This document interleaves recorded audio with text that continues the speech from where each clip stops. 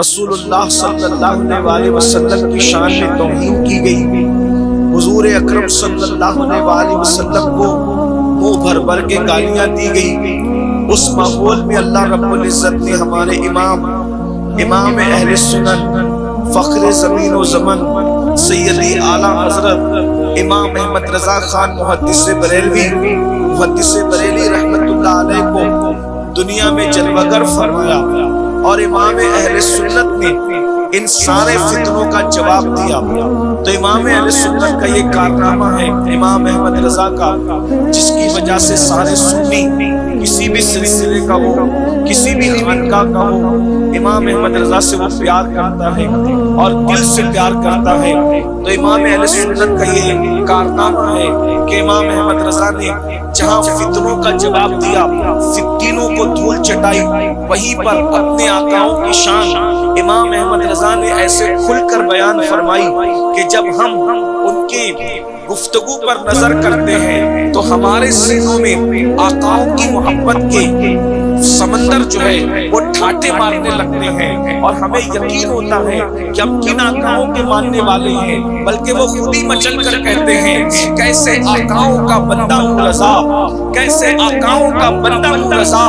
بول بالے میری سرکاروں کے، بول بالے میری سرکاروں کے۔ اور جہاں پر اہل بیت کی بات ہے، امام احمد رضا اہل بیت کے بارے میں بڑے غیور ہیں، اللہ اکبر، اور غلام بیدان کی حیثیت سے وہ اہل بیت کے دربار میں کھڑے نظر آتے ہیں۔ جب ذکر اہل بیت کرتے ہیں تو ان کے ذکر اہل بیت پر ایمان والوں کی طبیعتیں مچلتی ہے، اور کیوں نہ ہو، جس سے عشق ہوتا ہے، جس سے محبت ہوتی ہے، اس کی ہر چیز سے پیار ہوتا ہے، اس کی ہر چیز سے محبت ہوتی ہے۔ مثال کے طور پر اللہ اکبر، اندازہ فرمائے، ارے جس سے پیار ہو جائے اس کے گلی کے کتے سے بھی لوگ پیار کرتے ہیں۔ کسی لکھنے والے نے لکھا ہے کہ مجنوں کو ایک دن دیکھا گیا کہ وہ لیلا کی گلی کے کتے کو اپنے آستین پر روٹی رکھ کر کے کھلا رہا ہے اور اس کا منہ صاف کر رہا ہے۔ تو کسی نے کہا او مجنوں، اس کتے سے آخر تجھے کیا دلچسپی ہے، اور یہ کتے میں کیا خاص بات ہے کہ اللہ اکبر آستین پہ روٹی رکھ کر کے منہ میں ڈالتا ہے اور اس کو کھلاتا ہے۔ تو مجنوں نے کہا کتے سے کوئی دلچسپی نہیں، دراصل یہ میری لیلا کی گلی میں رہتا ہے۔ اندازہ فرمائے اگر لیلا کی گلی میں کتا رہے تو مجنوں اتنا پیار کرے، اللہ اکبر، پھر محبوب کی گلی میں جو کتا رہے، جو جانے ایمان ہے ہمارا آقا صلی اللہ علیہ وسلم، اس کتے کے بارے میں جو محبوب کی گلی کا کتا ہے میرا امام کہتا ہے، اور کیسے منے میں کہتا ہے، کہتے ہیں مارے دل بھی نہ نکلا دل سے تحفے میں رضا،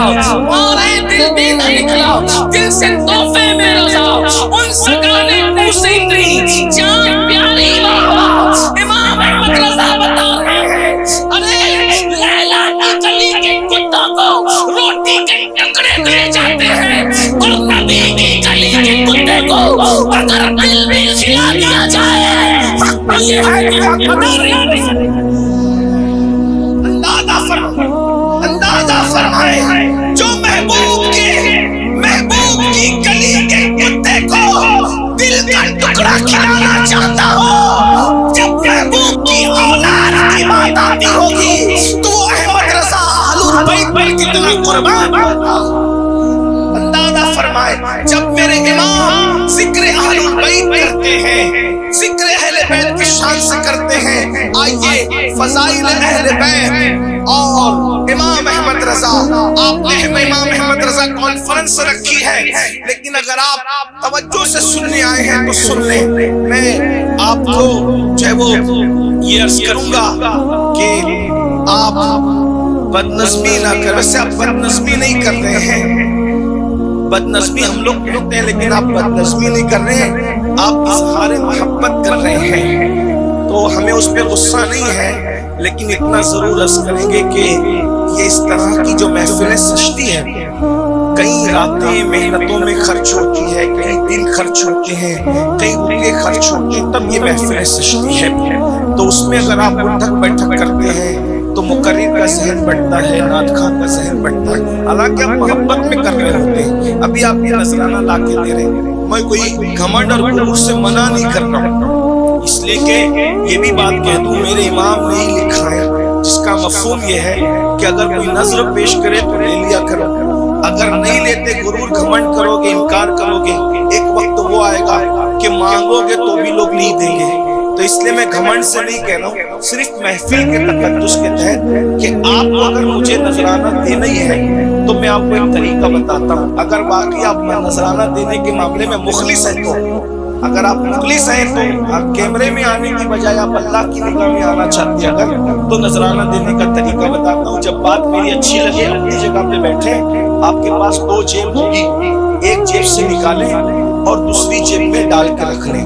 ٹھیک ہے؟ اور جو دوسری جیب میں رکھیں تو صبح فجر کی نماز اپنے گاؤں کے محلے کی مسجد میں جا کر پڑھیے اور کہیے کہ یہ میری طرف سے اور سید امین القادری کی طرف سے امام صاحب آپ کو نذرانہ پیش کیا جاتا ہے۔ تو یہ بڑی بات ہو،